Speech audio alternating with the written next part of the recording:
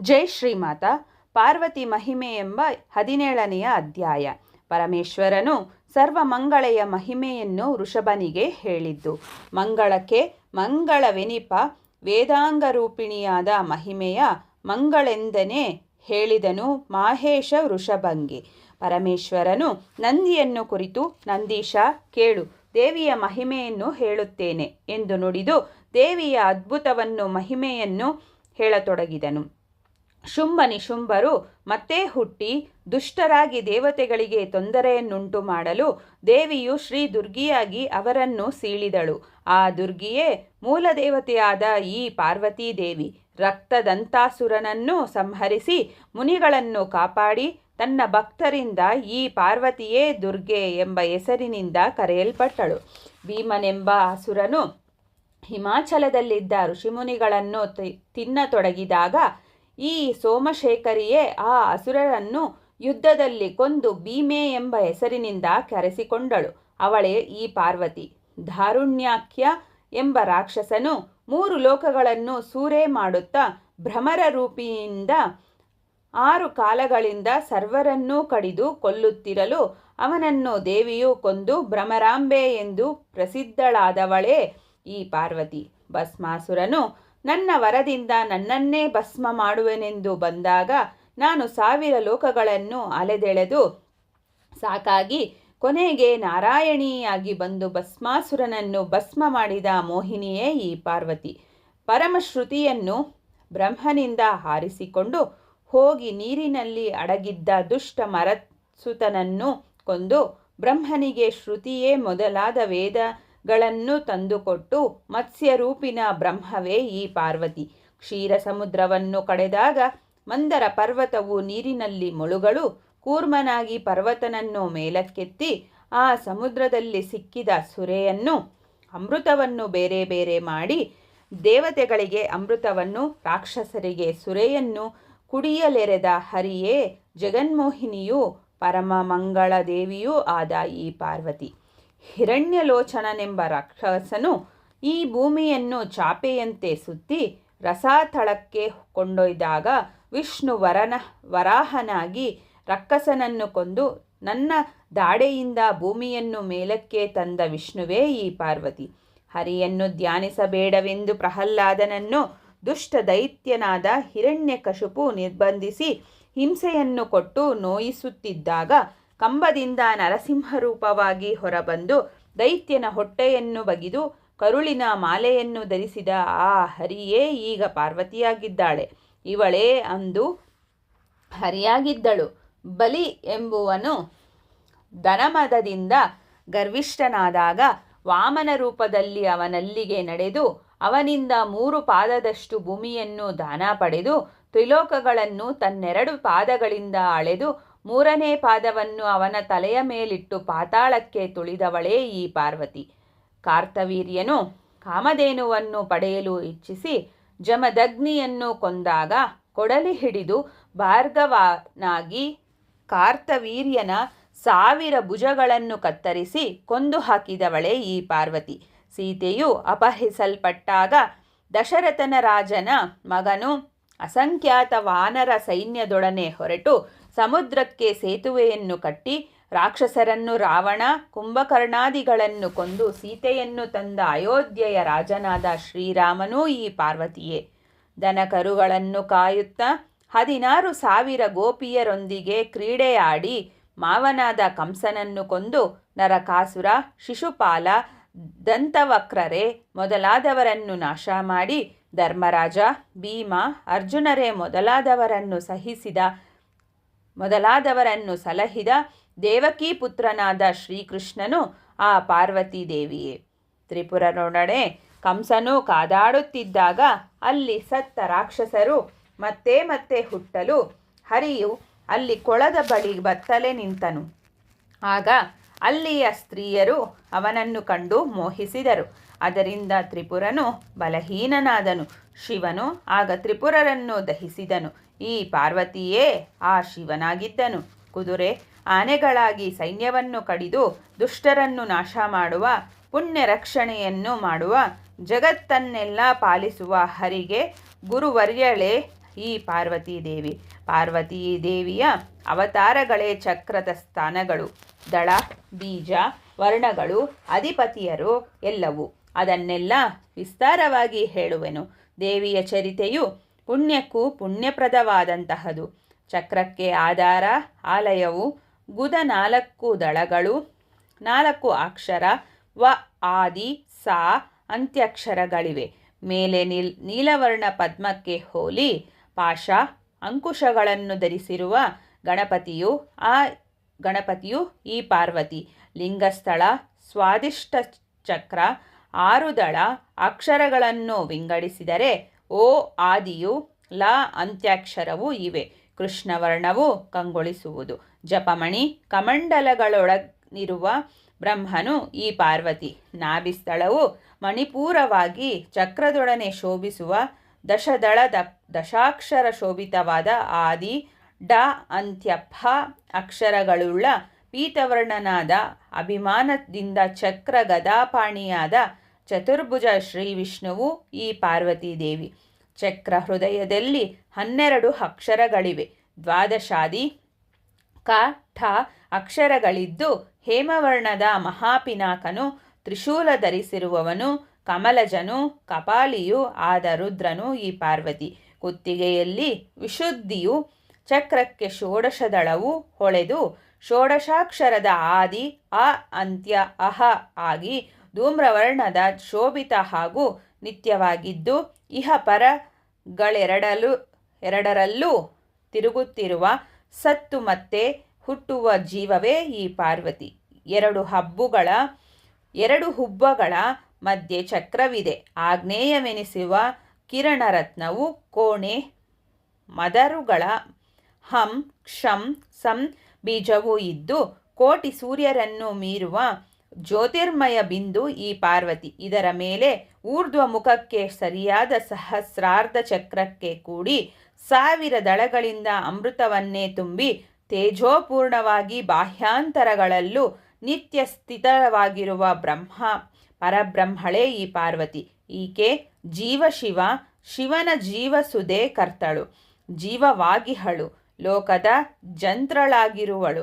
ಈಕೆಗೆ ಸಾವು ಹುಟ್ಟುಗಳಿಲ್ಲ. ದುಃಖ ಸುಖಗಳಲ್ಲಿ ತೊಳಲಿ ಬಳಲಿದರೂ ಪವಿತ್ರಕ್ಕೆ ಪವಿತ್ರವಾಗಿರುವವಳು ಈ ಪಾರ್ವತೀ ದೇವಿ. ಈಕೆ ನಾದರೂಪಳು, ಅಲ್ಲದೆ ನಾನಾ ನಾದಗಳಾಗಿದ್ದಾಳೆ. ಓದುತ್ತಿರುವ ಸುಂದರವಾದ ನಾದವು ನಾದಮಗ್ನಳು ಈಕೆಯೇ. ನಾದತೀತಳು, ನಾದಬಿಂದುವು, ಪರದೇವಿಯೂ ಆದವಳೇ ಪಾರ್ವತಿ. ಈಕೆ ಸ್ತ್ರೀಯಲ್ಲ, ಪುರುಷಳೂ ಅಲ್ಲ, ನಪುಂಸಕನೂ ಅಲ್ಲ, ಅವಯವವೂ ಅಲ್ಲ, ದೇಹ ಚರ್ಮ ವ್ಯವಹಾರವಲ್ಲ, ರಕ್ತ ಆಸ್ತಿಗಳಿಂದ ಕೂಡಿರುವವಳೂ ಅಲ್ಲ, ಸಂಕಲ್ಪವೂ ಅಲ್ಲ, ವಿಕಲ್ಪವೂ ಅಲ್ಲ. ಜೀವನಕ್ಕೆ ಇದ್ದಾಳೆ, ಇಲ್ಲವೂ ಇಲ್ಲವಾಗಿದ್ದಾಳೆ. ಅವಾಯುಗಳೇ ಮೊದಲಾದ ಪಂಚಭೂತಗಳೇ ಈಕೆ. ಜ್ಞಾನದ ಪಂಚೇಂದ್ರಿಯಗಳೀಕೆ ಅಲ್ಲದೆ ಪಂಚಕರ್ಮೇಂದ್ರಿಯಗಳು, ಪಂಚವಾಯುಗಳು, ಪಂಚತತ್ವಗಳೂ ಆಗಿದ್ದು ಈ ಪಾರ್ವತಿಯು ಪ್ರಪಂಚವರ್ಜಿತಳು ಆಗಿದ್ದಾಳೆ. ಈಕೆ ಸರ್ವಭೂತಳು, ಸರ್ವನಾಮಗಳು, ಸರ್ವಚೇಷ್ಟೆಗಳು, ಸರ್ವಜೀವವು, ಭೂಮಿ, ಪಶು, ನರ, ಕ್ರಿಮಿ, ಕೀಟ, ಮಹತ್ತು, ದೇವತೆ, ಅಸುರ, ಕ್ಷೇತ್ರ, ಗಿರಿಪುರ ಇವೆಲ್ಲವೂ ಆಗಿದ್ದು ಪರಬ್ರಹ್ಮಳು ಆಗಿರುವಳು. ಹೇಳುವವನಾದ ನಾನು ಈಕೆಯೇ, ಕೇಳುವ ನೀನು ಈಕೆಯೇ, ಸಂತೋಷವೂ ಈಕೆಯೇ, ಬೋಧೆಗಳೆಂಬುದೂ ಈಕೆಯೇ, ಮೇಲೆ ಸೂಕ್ಷ್ಮವಾದ ನಿರಾಳ ವಸ್ತುವು ಓಲಾಡುತ್ತಿರುವುದು ಈಕೆಯೇ. ಈಕೆ ಮೂಲಬ್ರಹ್ಮಳು. ಋಷಭನೇ, ನನ್ನನ್ನು ಬಲ್ಲವರ್ಯಾರು? ನನ್ನನ್ನು ಪ್ರೋತ್ಸಾಹಿಸಿ ಸರ್ವಲೋಕಗಳಿಗೂ ನನ್ನನ್ನು ದೈವವನ್ನಾಗಿ ಮಾಡಿದ್ದರಿಂದಲೇ ನಾನು ಪರದೈವವಾದೆ. ವಿಷ ಕುಡಿದು ನಾನು ಉಳಿದಿರುವುದು ಈ ಪಾರ್ವತಿಯ ಮಹಿಮೆಯಿಂದಲೇ. ಇಲ್ಲದಿದ್ದರೆ ನಾನು ಉಳಿಯುತ್ತಿದ್ದೇನೆ. ಒಂದು ದಿನ ಪಾರ್ವತಿಯು ನನ್ನನ್ನು ಕುರಿತು ಇದೇನು ಎಂದು ಕೇಳಿದಳು. ನಾನು ಎಲ್ಲವೂ ಕಾಣುತ್ತಿದೆ, ಅದೆಲ್ಲವೂ ನನ್ನ ಮಾಯೆ ಎಂದೆನು. ಅದಕ್ಕೆ ಆಕೆಯು ನನ್ನ ಮಾಯೆಯನ್ನು ಈಗ ನೋಡಿರಿ ಎಂದು ನಸುನಗುತ್ತಾ ಒಂದು ಚಿಟಿಕೆಯನ್ನು ಹಾಕಿದಳು. ಒಡನೆ ಹರಿಹರರು, ಅನಂತರು, ಕಮಲಜರು, ಬಹಳ ಜನ ದಶಮುಖರು, ಸಹಸ್ರಾರು ಪರಿಚಾರಕರೆಲ್ಲರೂ ಕಂಡುಬಂದು ನಾನು ಬಹು ಬೆದರಿದೆ. ಅವರೆಲ್ಲರ ಕಾಂತಿ, ವೇಷಭೂಷಣ, ಆಯುಧ, ಶೌರ್ಯ, ಸಂಪತ್ತು, ವೈಭವಗಳನ್ನೆಲ್ಲ ಕಂಡು ನಾನು ಭಯದಿಂದ ಬೆದರಿ ಗಡಗಡನೆ ನಡುಗಿ ಹೋದೆ. ಆಗ ಗೌರಿಯು ನನ್ನನ್ನು ಅವಿಚಿಕೊಂಡು ನಡುಗದಿರು ನಡುಗದಿರು ಎಂದು ನುಡಿದು ತನ್ನ ಮಾಯೆಯನ್ನು ಅಡಗಿಸಿ ಭಯಪಟ್ಟಿದ್ದೇಕೆ ಎನ್ನಲು ನಿನ್ನ ಮಾಯೆಯ ಘೋರ ವಿಚಿತ್ರ ಕಂಡೆ ಎಂದೆ. ಅದಕ್ಕೆ ಅವಳು, ಜಗದೊಡೆಯ, ನಿನ್ನ ಈ ಮಾಯೆಗೆ ನೀನು ಚಂಚಲನಾಗುವುದೇ ಎಂದು ನನ್ನನ್ನು ಸಂತೈಸಿದಳು. ಒಂದು ದಿನ ಶ್ರೀರಾಮಚಂದ್ರನು ಸಭೆಯಲ್ಲಿ ಕುಳಿತಿದ್ದನು. ಸರ್ವ ಋಷಿಗಳೂ ಅಲ್ಲಿದ್ದರು. ಆಗ ಶ್ರೀರಾಮನು ವಸಿಷ್ಠರನ್ನು ಕುರಿತು ಮಾಯೆ ಎಂಬುದೇನು, ಅದು ಹೇಗಿದೆ ಎಂದು ಕೇಳಿದನು. ವಸಿಷ್ಠನು ಸಂದೇಹಚಿತ್ತನಾಗಿ ಉತ್ತರ ಕೊಡಲಾರದೆ ತನ್ನಲ್ಲೇ ಮಾಯೆಯು ಮೃಷೆ ಎಂದುಕೊಂಡು ಒಡನೆ ಅವನ ಮನಸ್ಸು ಅಡವಿಗೆ ಹೋಯಿತು. ಅಲ್ಲಿ ಶಬರಿ ಎಂಬ ತರುಣಿಯನ್ನು ಕಂಡು ಅವಳೊಡನೆ ಕೂಡಿ 7-8 ಶಿಶುಗಳಾದವು. ಮತ್ತೆ ಆ ಮನಸ್ಸು ರಾಮನಿಗೆ ಏನುತ್ತರ ಕೊಡಲಿ ಎನ್ನುತ್ತಾ ಸಭೆಗೆ ಬರಲು ಮನಸ್ಸಿನ ಜೊತೆಗೆ ಶಬರಿಯು ರಾಮನ ಸಭೆಗೆ ಬಂದಳು. ಅವಳು ನನ್ನನ್ನು ನನ್ನ ಶಿಶುಗಳನ್ನು ಹೀಗೆ ಬಿಟ್ಟು ಬರಬಹುದೇ ಎಂದು ಸಭಾಮಧ್ಯದಲ್ಲಿ ಕೇಳಿದಳು.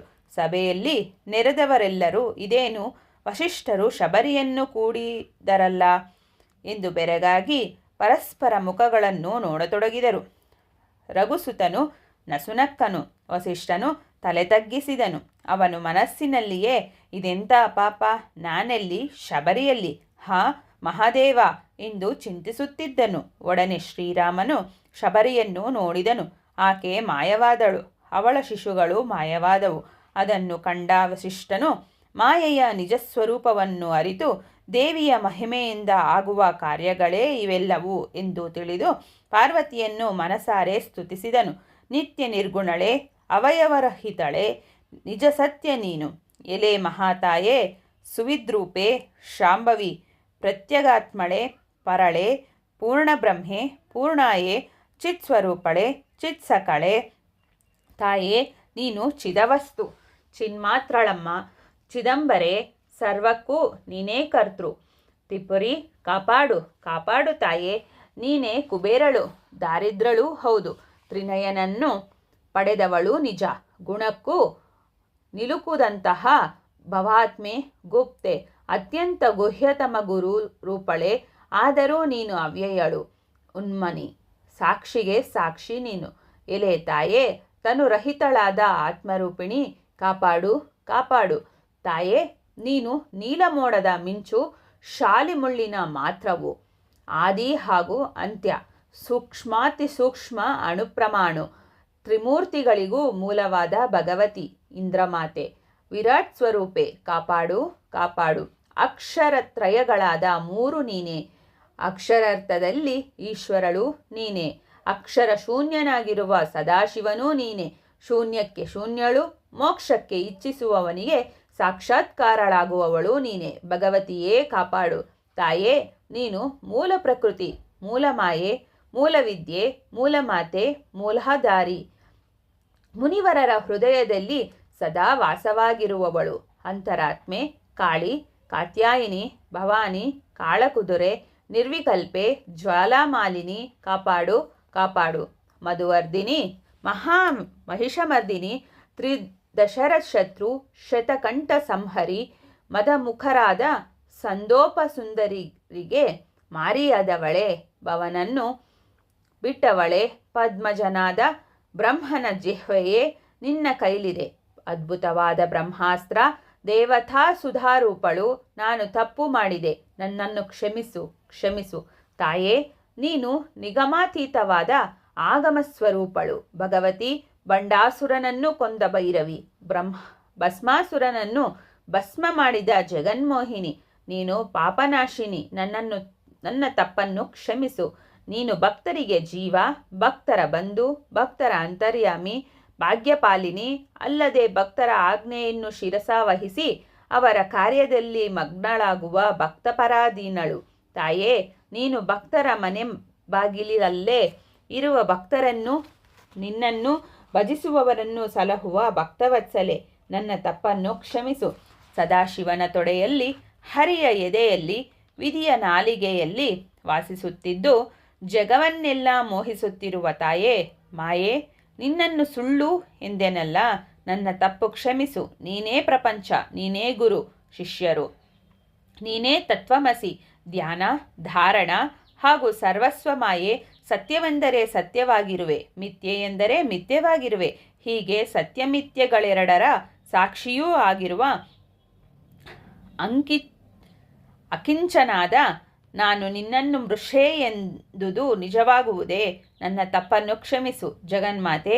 ನಿನ್ನ ಮಹಿಮೆಯನ್ನು ಅರಿಯಲು ಬ್ರಹ್ಮಾದ್ಯರಿಗೂ ಅಸಾಧ್ಯವಾಗಿರುವಾಗ ನನ್ನಂಥ ಕುನ್ನಿ ಹೇಗೆ ತಾನೇ ಅರಿಯೇನು? ತಾಯೇ, ನೀನು ನಿನ್ನ ಮಕ್ಕಳೊಂದಿಗೆ ಬಂದು ನನ್ನ ಅಹಂಕಾರವನ್ನು ಹೋಗಲಾಡಿಸಿದೆ. ನಿನ್ನ ಪಾದಾರವಿಂದಗಳಿಗೆ ಇದೋ ನಮಸ್ಕರಿಸುತ್ತಿದ್ದೇನೆ. ನಾನು ಗೆದ್ದೆನೆಂದರೆ ದೇವಿಯೇ ತಾನಾಗಿ ಗೆದ್ದವಳಾಗಿರುವಳು. ಅವಳೇ ಕರಗುವಳು, ಮೂಡುವಳು. ಶುದ್ಧ ನಿರಾಕಾರ ಬ್ರಹ್ಮೆ, ಕ್ಷುದ್ರನಾದ ನಾನು ನಿನ್ನನ್ನು ಮೃಷೆ ಎಂದುದನ್ನು ಕ್ಷಮಿಸಮ್ಮ. ಮಾಯೆ ಸುಳ್ಳಾದರೆ ರವಿ, ಚಂದ್ರ, ಭೂಮಿ, ಆಕಾಶವೆಲ್ಲವೂ ಸುಳ್ಳಾಗಿರಲೇಬೇಕು. ಆದರೆ ಹಾಗೆಲ್ಲಿ? ಎಲ್ಲವೂ ಸತ್ಯ. ನಾನು ಅಜ್ಞಾನದಿಂದ ನುಡಿದುದನ್ನು ಕ್ಷಮಿಸು ತಾಯೇ ಎಂದು ನಮಸ್ಕರಿಸಿದಳು. ಆದ್ದರಿಂದಲೇ ವಿಷ್ಣು ಮಾಯೆಯನ್ನು ತಿಳಿಯಲಾರದೆ ತ್ರಿಗುಣಗಳಲ್ಲಿ ಹುಟ್ಟಿ ಆಕೆಯ ಮೊರೆಹೊಕ್ಕು ಉಳಿದುಕೊಂಡರು. ಈ ದೇವಿಯು ಯುದ್ಧದಲ್ಲಿ ಕೊಂದ ರಕ್ಕಸರ ಸಂಖ್ಯೆ ಸಮುದ್ರದ ಮರಳಿನ ಸಂಖ್ಯೆಯನ್ನೂ ಮೀರಿದೆ. ವೃಷಭನೇ ಕೇಳು, ಹರಿಯ ಅವತಾರಗಳೆಲ್ಲವೂ ಪಾರ್ವತೀದೇವಿಯ ಪವಿತ್ರವಾದ ಅವತಾರಗಳೇ. ಯಾವನು ಗಿರಿಜೆಗೂ ಹರಿಗೂ ಭೇದವನ್ನುಂಟು ಮಾಡುವರೋ ಅವರು ಪಾತಕಿಗಳು. ಅಂಥವರು ಮಹಾಘೋರವಾದ ನರಕದಲ್ಲಿ ಉರುಳುವರು. ಅವರಿಗೆ ಕೈಲಾಸವೇ ಇಲ್ಲ. ಕಲ್ಪಾಂತ್ಯದಲ್ಲಿ ಯಮನ ದೂತರು ಅವರನ್ನು ಅರೆದು ಹಾಕುವರು. ಈಗ ನಾನು ಧ್ಯಾನ ಮಾಡುವ ದೇವಿಯ ಮೂರ್ತಿಯನ್ನು ವಿವರಿಸುತ್ತೇನೆ. ಅಷ್ಟಭುಜ, ದಶಾಸನ, ಡಮರುಗ, ಶೂಲ, ಅಂಕುಶ, ಶರಬಿಲ್ಲು, ಪಾನಪಾತ್ರೆ, ಚಕ್ರ, ಶಕ್ತಿ ಇವುಗಳಿಂದ ಕೂಡಿದ ಕಾಳಿಯ ಮೂರ್ತಿಯನ್ನು ಮನಸ್ಸಿನಲ್ಲಿಯೇ ಪೂಜಿಸಬೇಕು. ಒಂದು ತಲೆ, 4 ಭುಜ, ವಿಶಾಲವಾದ ಸುಂದರ ಮುಖ, ರಕ್ತದಂತೆ ಕೆಂಪಾದ ತ್ರಿನೇತ್ರಗಳು, ರುಂಡಮಾಲೆ, ಕಪಾಲ, ಸೀತಾಂಗವರ್ಣ, ಚಂದ, ಕಟ್ವಾಂಗ, ಶೂಲ, ಕತ್ತಿ ಇವುಗಳಿಂದ ಕೂಡಿ ಬೆಳಗುವ ಮೂರ್ತಿಯನ್ನು ಹೃದಯದ ಅಂತರಾಳದಿಂದ ಧ್ಯಾನಿಸಬೇಕು. ಹಣೆಯಲ್ಲಿ ರಕ್ತದ ತಿಲಕ, ಬೊಟ್ಟು, ವೀರಜಡೆ, ಅಷ್ಟಭುಜ, 3 ಮುಖ, ಶೇಷಾಭರಣ, ಶಿರಮಾಲೆ, ರಕ್ತದಂತೆ ಕೆಂಪಾದ ವಸ್ತ್ರ ಧರಿಸಿರುವ ಗದೆ, ಕಟ್ವಾಂಗ, ಕತ್ತಿ ಇವುಗಳಿಂದ ಕೂಡಿದ ವೀರಮೂರ್ತಿಯಾದ ಕಾಳಿಯನ್ನು ನೆನೆಯಬೇಕು. 10 ತಲೆ, 10 ಪಾದಗಳು, 10 ಭುಜ, ಹೊಳೆಯುತ್ತಿರುವ 10 ಆಯುಧಗಳು, ಶಿರದ ಮಾಲೆ, ರಕ್ತವನ್ನು ಸ್ವೀಕರಿಸುವ ಪಾತ್ರೆ, ರಕ್ತದಂತೆ ಕೆಂಪಾದ ತ್ರಿನೇತ್ರಗಳಿಂದ ಕೂಡಿದ ಮಹಾಕಾಳಿಯನ್ನು ಧ್ಯಾನಿಸಬೇಕು. ಕರಿಯ ಭುಜ, ಶ್ವೇತಸ್ತನಗಳು, ಶ್ವೇತಮುಖ, ಶ್ವೇತಪಾದ, ರಕ್ತವರ್ಣದ ಜಾನುಜಂಗ ಕಟಿಗಳು, ಪವಿತ್ರವಾದ ಗಂಧದಿಂದ ಲೇಪಿತವಾದ 18 ಭುಜಗಳು, 1000 ಕೈಗಳು ಇವುಗಳಿಂದ ಕೂಡಿದ ಮಹಾಮೂರ್ತಿಯೇ ಮಹಾಲಕ್ಷ್ಮಿ. ಇವಳನ್ನು ಧ್ಯಾನಿಸಬೇಕು. ಅಷ್ಟಭುಜಗಳು ಗಂಧಲೇಪಿತವಾಗಿ ಸರ್ವಾಭರಣಭೂಷಿತಳಾಗಿ, ಹಣೆಯಲ್ಲಿ ರಕ್ತದ ಕಾರೋಟಿಗಳ ಮಾಲೆ, ಅಸಂಖ್ಯ ಆಯುಧ, ರಕ್ತಪಾತ್ರೆ ಇವುಗಳಿಂದ ಕೂಡಿದ ಭಾರತಿಯನ್ನು ದೃಢಮನಸ್ಸಿನಿಂದ ಧ್ಯಾನಿಸಬೇಕು. 10 ಮುಖ, ಅಷ್ಟಭುಜ, ರಕ್ತಾಂಬರ, ತ್ರಿನೇತ್ರ, ಕತ್ತಿ, ಪಾನಪಾತ್ರೆ, ಗದೆ, ಲಾಂಗುಲ, ಮುಸಲ, ಸರ, ಮುತ್ತಿನಾಭರಣ, ಕಿರೀಟ ಪುಷ್ಪಾದಿಗಳಿಂದ ಕೂಡಿದ ಆ ಭಾರತೀಯ ಮೂರ್ತಿಯನ್ನು ಧ್ಯಾನಿಸಬೇಕು.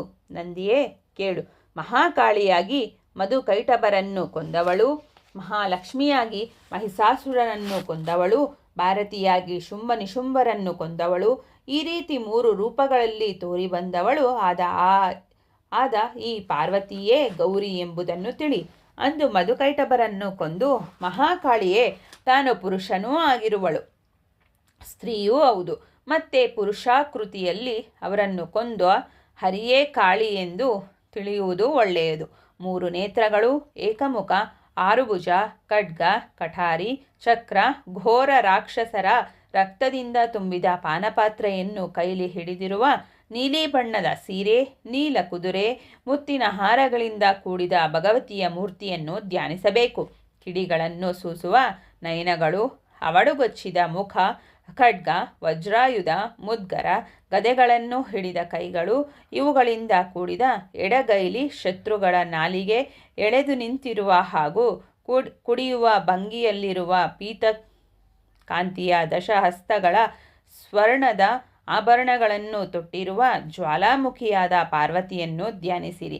4 ಕೈಗಳು, ಏಕಮುಖ, ಕೈಲಿ ಹಲಗೆ, ಚಾಪ, ವೀಣೆಯನ್ನು ಬಾರಿಸುತ್ತಾ 3 ಕಣ್ಣುಗಳಿಂದ ಲೋಲದೃಷ್ಟಿಯನ್ನು ಬೀರುವ ನೀಲ ಸೀರೆಯನ್ನುಟ್ಟಿರುವ ಮುತ್ತುಗಳಿಂದ ಅಲಂಕೃತವಾದ ಕರಪದ್ಮಗಳಿಂದ ಕೂಡಿದ ಶ್ಯಾಮಲ ವರ್ಣದ ಆ ಮೂರ್ತಿಯೇ ಧ್ಯಾನಮೂರ್ತಿ. ನಂದಿಯೇ ಭಗವಂತಿ ಎಂಬ ಮೂರ್ತಿಯ ಅಂದವಾದದ್ದು. ಕನಕಾಂಬರ ವಿಭೂಷಣಗಳು ಚತುರ್ಭುಜಗಳಿಂದ ಕೂಡಿ ಗದೆ, ಶಂಖ, ಶರಶಾಗ್ನಿಗಳಿಂದ ಶೋಭಿತಳು. ಕನಕಕುಂಡಲ, ಕನಕ ಕಿರೀಟಗಳಿಂದ ಅಲಂಕೃತಳು. ವಶೀಕರಣ ಮೂರ್ತಿಯೂ ಆದ ದೇವಿಯನ್ನು ಧ್ಯಾನಿಸಿರಿ.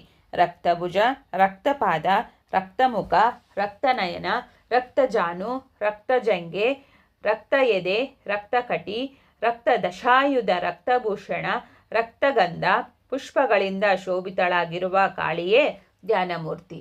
ರಕ್ತಮುಖ, 11 ರಕ್ತಭುಜಗಳು, 4 ಆಯುಧಗಳು, ರಕ್ತಪುಷ್ಪ, ಗಂಧಭೂಷಣ, ರಕ್ತ ತುಂಬಿದ ಪಾತ್ರೆ, ರಕ್ತನಯನ, 3 ಮುಖಗಳಿಂದ ಭೀಷಣವಾಗಿರುವ ರಕ್ತ ಮಾಂಸಾದಿಗಳಿಂದ ರಕ್ತಮಯಳಾದ ಚಾಮುಂಡಿಯನ್ನೇ ಧ್ಯಾನಿಸಿರಿ. ದೀರ್ಘವಾದ ತೋಳುಗಳು, ದೀರ್ಘದೇಹ, ವಿಶಾಲವಾದ ನೇತ್ರಗಳು, ಕಳಶದಂತಿರುವ ಕುಚಗಳೆರಡು, ಅಮೋಘ ಕಾಂತಿಯ ರಕ್ತಭೂಷಣ, ಅಮೋಘವಾದ ಪರಿಮಳದಿಂದ ಕೂಡಿದ ಖಡ್ಗ ಚಾಪಗಳನ್ನು ಧರಿಸಿ ಭಕ್ತರನ್ನು ಅಪಾರವಾದ ಕರುಣೆಯಿಂದ ಸುವಿಶಾಲಾಕ್ಷಿಯಾದ ದೇವಿಯನ್ನು ಧ್ಯಾನಿಸಿರಿ. ಶಾಖಾದಿಗಳಲ್ಲಿ ಬಹಳ ಪ್ರೀತಳಾದವಳು, ಮೃಷ್ಟಾನ್ನ, ಪುಷ್ಪ, ಫಲಗಳನ್ನು ಇಚ್ಛಿಸುವವಳು, ಅನೇಕ ಭೂಷಣಗಳಿಂದ ಕೂಡಿ ಚತುರ್ಭುಜಳಾಗಿ ಏಕಮುಖ, ಶ್ವೇತವರ್ಣ, ಸ್ತನಗಳೆರಡರಿಂದ ಶೋಭಿತಳಾದ ಈಕೆಯನ್ನು ನೆನೆದ ಒಡನೆ ಅನ್ನ ಹೆಚ್ಚಾಗುವ ಸುಂದರಳಾದ ಶಾಕಾಂಬರಿಯನ್ನು ಧ್ಯಾನಿಸಿರಿ. ಕೋಪದಿಂದ ಉರಿದೆದ್ದ ನೇತ್ರಗಳ, ಹಿರಿದ ಕತ್ತಿ ಹಿಡಿದ 4 ಭುಜಗಳ, ಧನು, ಶರ, ತ್ರಿಶೂಲ ಹಿಡಿದ, ಅಸುರ ರಕ್ತವನ್ನು ಪಾತ್ರೆಯಲ್ಲಿ ತುಂಬಿ ಅದನ್ನು ಕೈಲಿ ಹಿಡಿದಿರುವ ರಾಕ್ಷಸರ ಮಾಂಸವನ್ನು ರುಚಿ ನೋಡಿ ಕ್ರೋಧದಿಂದ ತಿನ್ನುವ ಪೀತ ಮತ್ತು ಅರುಣವರ್ಣದ ದುರ್ಗೆಯೇ ಧ್ಯಾನಮೂರ್ತಿ. ವಿಶಾಲ ನಯನಗಳು, ದಯೆಯಿಂದ ಕೂಡಿದ ಮುಖ, ಜ್ಯೋತಿರ್ಮಯವಾದ ರತ್ನಾಭರಣ ಭೂಷಿತಳಾದ ನೀಲವರ್ಣದ ಸೌಂದರ್ಯಪೂರ್ಣಳಾದ ಕತ್ತಿ, ಗದೆ, ಬಿಲ್ಲು, ಬಾಣಗಳನ್ನು ಧರಿಸಿ ನಸುನಗುತ್ತಿರುವ ಭೀಮದೇವಿಯನ್ನು ಧ್ಯಾನಿಸಿರಿ. ವಿಧ ವಿಧವಾದ ವರ್ಣಗಳಿಂದ ಕೂಡಿ ಕೋಟಿ ಸೂರ್ಯ ಪ್ರಕಾಶದಿಂದ ಶೋಭಿತಳಾದ ಕಾಂತಿಮಯ ಕಿರೀಟ ಧರಿಸಿದ ಸುಂದರವಾದ ಉಡುಗೆ ತೊಟ್ಟಿರುವ ನಾನಾಭರಣ ಭೂಷಿತಳು, ವಾರುಣಿ ಪಾತ್ರಳು, ಸರ್ವಾಭರಣ ಭೂಷಿತಳು, ತ್ರಿನೇತ್ರದಿಂದ ಕೂಡಿದವಳು ಆದ ಭ್ರಮರಿ ಮೂರ್ತಿಯನ್ನು ಧ್ಯಾನಿಸಿರಿ. ಪ್ರೇತದಾಸನ 5 ವ್ರಜಾಯುಧ, 10 ಶರ, ಶಾರ್ಗ್ನಿ, ಪಾಶ, ಅಂಕುಶ, ತ್ರಿನೇತ್ರಗಳು, ಸೋಹಂ ಎಂಬ ಮಂತ್ರ ಜಪಿಸುವ ಪೀತಾಂಬರ ಹುಟ್ಟಿರುವ ಚತುರ್ಭುಜಳಾದ ಸುಂದರವಾದ ಸ್ತನಗಳೆರಡರಿಂದ ಕೂಡಿ ತೆರೆದ ಪುಸ್ತಕ ಕೈಲಿ ಹಿಡಿದಿರುವ ಬಾಲಾತ್ರಿಪುರಿಯನ್ನು ಧ್ಯಾನಿಸಿರಿ. ಕುಂಕುಮಾಂಗದ, ಶಾರ್ಗ್ನಿ, ಶರ, ಪಾಶ, ಅಂಕುಶ, ತ್ರಿನೇತ್ರ, ಸ್ತನವೆರಡು, ಅಪರಿಮಿತವಾದ ಪುಷ್ಪಗಳಿಂದ ಕೂಡಿದ ತಲೆಯ ಕೂದಲು, ಹೇಮಾಂಬರೆ, ಹಣೆಯಲ್ಲಿ ತಿಲಕ, ಅಸಂಖ್ಯ ಸೂರ್ಯ ತೇಜಸ್ಸು, ನಿರಾತಂಕ ಬ್ರಹ್ಮ ತೇಜಸ್ಸು, ಚತುರ್ಭುಜಗಳಿಂದ ಜ್ವಾಜ್ವಲ್ಯಮಾನಳಾಗಿರುವ ತ್ರಿಪುರಾಂಬೆಯನ್ನು ಧ್ಯಾನಿಸಿರಿ. ಶುಭ್ರವರ್ಣದಿಂದ ಕೂಡಿದ ದೇಹ, ಹುಟ್ಟಿರುವ ಶುಭ್ರವಾದ ವಸ್ತ್ರ, 4 ಬಾಹುಗಳು, ಶುಭ್ರ ಪುಷ್ಪಗಳಂತಿರುವ ತ್ರಿನೇತ್ರ, ಮುತ್ತಿನ ಹಾರ, ಕರಪಾತ್ರೆ, ಶುಭ್ರವಾದ ಅಂದುಗೆಯನ್ನು ಕಾಲಲ್ಲಿ ಧರಿಸಿರುವ, ಶುಭ್ರವಾದ ಪಾತ್ರೆಯಲ್ಲಿ ಅನ್ನವನ್ನು ಹಿಡಿದು ನಿಂತಿರುವ ಶುಭ್ರ ಮೂರ್ತಿಯಾದ ಅನ್ನಪೂರ್ಣಾದೇವಿಯನ್ನು ಪೂಜಿಸಿರಿ. ಶ್ಯಾಮಲ ವರ್ಣದ ದೇಹ, ಚತುರ್ಭುಜ, ಕೋಮಲವಾದ ಶ್ವೇತವರ್ಣ, ಪುಷ್ಪ, ಶಾರ್ಗ್ನಿ, ಖಡ್ಗ, ಸ್ತನಗಳೆರಡು ಇರುವ, ರೋಮಗಳಿಂದ ಸೂರ್ಯಕಾಂತಿ ಹೊರಬರುತ್ತಿರುವ, ತಾಮರಸವನ್ನು ಮುಡಿದ ತ್ರಿನೇತ್ರದ ಸುಂದರವಾದ ಭವಾನಿಯ ಮೂರ್ತಿಯನ್ನು ಧ್ಯಾನಿಸಿರಿ. ಕ್ರೂರ ದೃಷ್ಟಿಯಿಂದ ಕೂಡಿರುವ ತ್ರಿನೇತ್ರ, ಹಿರಿದ ಕತ್ತಿ, ವೀರಮಂಡಿ, 18 ಭುಜ, ಘೋರ ರಾಕ್ಷಸರ ರಕ್ತ ಕುಡಿಯುತ್ತಾ, ಮಾಂಸವನ್ನು ತಿನ್ನುತ್ತಾ, ಹಾರಾಡಿ ಕೂಗಾಡಿ ಹೂಂಕಾರ ಮಾಡುತ್ತಾ ಸುಂದರವಾದ ಸ್ತನವೆರಡರಿಂದ ಕೂಡಿ ಅಹಿತರನ್ನು ತೀರಿಸುತ್ತಲಿರುವ ಮಾರಿಯ ಮೂರ್ತಿಯನ್ನು ಧ್ಯಾನಿಸಿರಿ. ಕೈಲಿ ಹೆಣಗಳನ್ನು ಹಿಡಿದು ತಿನ್ನುತ್ತಾ ರಕ್ತವನ್ನು ಕುಡಿಯುತ್ತಾ ಕಣ್ಣುಗಳಿಂದ ಕಿಡಿಗಳನ್ನು ಕಾರುತ್ತಾ ಶೂಲ ತ್ರಿನೇತ್ರಗಳಿಂದಲೂ ಉರಿಯನ್ನು ಉಗುಳುತ್ತಾ ಸ್ತನವೆರಡು ಆಡುತ್ತಿರಲು ಚತುರ್ಭುಜಗಳಿಂದಲೂ ಉರಿಯನ್ನು ಉಗುಳುತ್ತಾ ಸ್ತನವೆರಡು ಆಡುತ್ತಿರಲು ಚತುರ್ಭುಜಗಳಲ್ಲಿಯೂ ಖಡ್ಗ ಹಿಡಿದು ಕ್ರೋಧದಿಂದ ಹೊಳೆಯುತ್ತಿರುವ ಪ್ರೇತ ಚಾಮುಂಡಿಯನ್ನು ಧ್ಯಾನಿಸಿರಿ. ರುಂಡಮಾಲೆ, ಕಪ್ಪು ದೇಹ, ಕೈಯಲ್ಲಿ ಮಾಂಸ, ರಕ್ತವರ್ಣದ ವಸ್ತ್ರ, ಸುರಿಯುವ ರಕ್ತಪಾತ್ರೆ, ಕತ್ತರಿಸಿದ ಶಿರ ಹಿಡಿದ ಸ್ತನವೆರಡು, ಭಯಂಕರವಾದ 8 ಭುಜಗಳು, ತ್ರಿನೇತ್ರ, ಶರ, ಧನು, ಖಡ್ಗಗಳನ್ನು ಹಿಡಿದಿರುವ ಭಯಂಕರ ಮೂರ್ತಿಯಾದ ಭೈರವಿಯನ್ನು ಧ್ಯಾನಿಸಿರಿ. ಪೀತಾಂಬರವನ್ನುಟ್ಟು ದಯಾಕ್ಷಿಗಳಾದ ತ್ರಿನೇತ್ರಗಳಿಂದ ಕೂಡಿ ಮುಷ್ಟಿ ಹಿಡಿದು ದಂಡೆಯನ್ನುಡುತ್ತಾ ಸ್ಪಷ್ಟವಾದ ಕಪ್ಪು ದೇಹದಿಂದ ಕೂಡಿ ಅಷ್ಟಭುಜದ ಮಲ್ಲರಿಗೆ ಪ್ರೀತಿಪಾತ್ರಳಾದ ಅಂಬೆಯನ್ನು ಧ್ಯಾನಿಸಿರಿ. ಮುತ್ತಿನ ಓಲೆ, ಮುತ್ತಿನ ಒಡ್ಯಾಣ, ಮುತ್ತಿನ ಹಾರಗಳನ್ನು ಧರಿಸಿದ ಮುತ್ತಿನಂತಹ ತ್ರಿನೇತ್ರವಿರುವ ಮುತ್ತುಗಳಿಂದ ಅಲಂಕೃತ ಬೈತಲೆಯ 4 ಭುಜದ 3 ಲೋಕಗಳನ್ನು ಮೋಹಿಸುವ ಪುತ್ಥಳಿಯಂತಿದ್ದು ಲಜ್ಜೆಯಿಂದ ಸುಂದರಳಾಗಿರುವ ಜಗನ್ಮೋಹಿನಿಯನ್ನು ಧ್ಯಾನಿಸಿರಿ. ಬಂಗಾರದ ಓಲೆ, ಕಂಚುಕ, ವಸ್ತ್ರ, ಒಡವೆ, ತೋಮರ, ಬತ್ತಳಿಕೆ, ಶಾರ್ಗ್ನಿ, 6 ಭುಜ, ಸುಂದರವಾದ 3 ನೇತ್ರಗಳು, ಕೋಮಲವಾದ 2 ಸ್ತನಗಳು, ಇವುಗಳಿಂದ ಶೋಭಿತವಾದ ಭಕ್ತರಿಗೆ ಪ್ರೀತಿಪಾತ್ರಳಾದ ಪದ್ಮಾವತಿಯನ್ನು ಧ್ಯಾನಿಸಿರಿ. ಅರ್ಧ ದೇಹವು ಶ್ಯಾಮಲವರ್ಣವಾಗಿಯೂ ಅರ್ಧ ಮೂರ್ತಿನ ಬೊಟ್ಟು ವಾಲ, ಅರ್ಧ ಹೇಮಾಂಬರ, ಶ್ರೀವತ್ಸಾಂಕಿತವು ಶಾರ್ಗ್ನಿಯಿಂದ ಕೂಡಿಯೂ ಇದ್ದು ಮಿಕ್ಕ ಅರ್ಧ ದೇಹವು ಶ್ವೇತವಾಗಿ ಭಸ್ಮಲೇಪಿತವಾಗಿ ತ್ರಿನೇತ್ರಗಳಲ್ಲಿಯೂ ಉರಿನೇತ್ರವು ಅರ್ಧವಾಗಿ ಆನೆ ಚರ್ಮ ಉಟ್ಟು ಪಿನಾಕ ಧರಿಸಿದ ಅರ್ಧನಾರೀಶ್ವರರಾದ ಹರಿಹರನನ್ನು ಧ್ಯಾನಿಸಿರಿ. ಮುಗುಳು ನಗೆಯಿಂದ ಕೂಡಿದ ಮುದ್ದಾದ ಮುಖ, ಆಂದವನ್ನು ಹೊರಸೂಸುವ ತ್ರಿನೇತ್ರಗಳು, 4 ಕರಗಳಿದ್ದು ಬ್ರಹ್ಮಾದ್ಯರಿಗೂ ಮೊಲೆ ಉಣಿಸುತ್ತಾ ನಿಗಮಗಳಿಗೂ ಪ್ರಾಚೀನವಾದ ಬ್ರಹ್ಮವಾಗಿ ಜಗಜಗಿಸುವ ಪೀತಾಂಬರವನ್ನು ಉಟ್ಟು ಮುತ್ತು ರತ್ನಾಭರಣಭೂಷಿತಳಾದ ಜಗನ್ಮಾತೆಯಾದ ಅಂಬಾಮೂರ್ತಿಯನ್ನು ಧ್ಯಾನಿಸಿರಿ. ಹೀಗೆ ಈ ಮೂರ್ತಿಗಳೆಲ್ಲವೂ ಗೌರಿಯಲ್ಲಿ ತೋರಿಬರುತ್ತವೆ. ದೇವಿಯ ಮೂರ್ತಿಗಳು ಅನಂತವಾಗಿವೆ. ಅವುಗಳನ್ನೆಲ್ಲ ವರ್ಣಿಸುವವನಿದ್ದಾನೆ? ಯಾವ ಮನುಷ್ಯನು ಇಂಥ ಮಹಿಮಾ ಸ್ವರೂಪಳಾದ ದೇವಿಯನ್ನು ಧ್ಯಾನಿಸುವನೋ ಅವನಿಗೆ ದೇವಿಯು ಇಷ್ಟಾರ್ಥಗಳನ್ನೆಲ್ಲ ಇತ್ತು ತನ್ನ ಭಕ್ತರಿಗೆ ಸೇವಕಳಾಗುತ್ತಾಳೆ. ತನ್ನ ಗುರುವಿನ ಸಂಪ್ರದಾಯವನ್ನು ಮೀರದೆ ತನ್ನ ಇಷ್ಟ ಮೂರ್ತಿ ಯಾವುದೋ, ತನಗೆ ಹೇಳಿದ ಮಂತ್ರವ್ಯಾವುದೋ, ಮೂರ್ತಿಯ ವರ್ಣ ಯಾವುದೋ ಅದನ್ನು ಅರಿತು ನಿತ್ಯವೂ ಅತ್ಯಂತ ಭಕ್ತಿಯಿಂದ ಧ್ಯಾನಿಸುವವರು ಸರ್ವಾಭಿಷ್ಟಗಳನ್ನು ದೇವಿಯಿಂದ ಪಡೆಯುತ್ತಾರೆ. ಶಿವೆಯ ಚರಿತ್ರೆಯ 3 ಭಾಗಗಳಾಗಿವೆ. ಘೋರ ರಕ್ಕಸರಾದ ಮಧುಕೈಟಭರನ್ನು ಸಂಹರಿಸಿದ್ದು 1, ಮಹಿಷಾಸುರನನ್ನು ಕೊಂದದ್ದು 2, ಶುಂಭ ನಿಶುಂಭರನ್ನು ಕೊಂದದ್ದು 3ನೆಯದು. ಹೀಗೆ ಆಕೆಯ ಚರಿತ್ರೆ 3 ಭಾಗಗಳಾಗಿವೆ. ಅತ್ಯಂತ ಕಠಿಣವಾದ ಕೆಲಸವನ್ನು ಕೈಗೊಳ್ಳುವುದಕ್ಕೆ ಮೊದಲು ದೇವಿಯ ಪುಣ್ಯಚರಿತ್ರೆಯನ್ನು ಮೊದಲ ಚರಿತೆಯಾದ ಮಧುಕೈಟಭ ವಧೆ ವೃತ್ತಾಂತವನ್ನು ಓದಬೇಕು. ಸಾಧ್ಯವಾದರೆ 2ನೆಯದನ್ನು ಓದಬೇಕು. ಆನಂದದಿಂದ ನಿರ್ಮಲಚಿತ್ತನಾಗಿ ಪ್ರತಿನಿತ್ಯವೂ ಸಂಪೂರ್ಣವಾಗಿ ಓದುವವನೇ ಮಹಾಪುಣ್ಯವಂತ. ಹೀಗೆ ಪರಮೇಶ್ವರನು ದೇವಿಯ ಸುಂದರವಾದ ಮಹಾತ್ಮೆಯನ್ನು ಹೇಳಲು ನಂದಿಯು ಆನಂದದಿಂದ ಮೈಮರೆತು ದೇವಿಗೆ ಕೈಮುಗಿದು ಸ್ತುತಿ ಮಾಡಿ ಚಿದಾನಂದಾತ್ಮ ಗುರುವರರನ್ನು ನೆನೆದಳು. ಇಲ್ಲಿಗೆ ಪಾರ್ವತಿ ಮಹಿಮೆ ಎಂಬ 17ನೇ ಅಧ್ಯಾಯವು ಮುಕ್ತಾಯವಾಯಿತು.